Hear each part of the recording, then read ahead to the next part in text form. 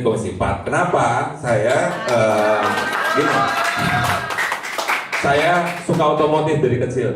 Ya, saya suka otomotif dari kecil. Kemudian saya pernah menjadi sekjen IOF. IOF itu adalah satu komunitas otomotif. Selain ini, saya menjadi sekjen IOF dan menjadi bidang pelatihan dan keselamatan. Karena itu saya bikin institusi tentang keselamatan transportasi. Kalau misalnya Anda cari OED training di Google itu pasti ketemu. Saya membuat perbandingan transportasi. Setiap saya keluar negeri saya membandingkan. Kayak misalnya Hong Kong, terus kemudian Singapura, Malaysia, dan Indonesia. Di luar negeri namanya orang yang ingin punya SIM itu butuh waktu 1 tahun. Waktu 1 tahun, kenapa? Dia mesti ada namanya learning, belajar dulu.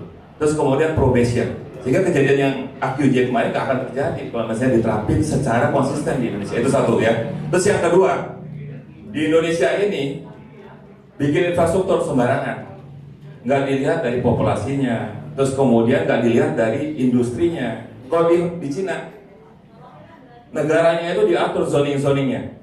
Misalnya Guangzhou khusus untuk industri tekstil, kemudian sebelahnya Hong Kong Shenzhen itu industri elektronik, dia atur gitu karena industri itu saling berhubungan.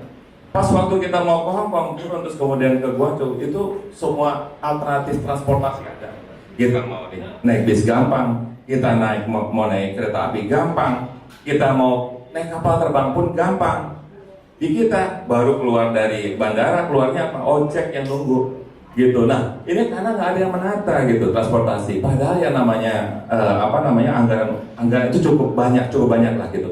Nah, paling prihatin pas waktu saya ketemu temannya Pak Mukroni, ongkos untuk sapi itu sampai 2,8 juta gitu dari Dompu ke Jakarta. Saya prihatin.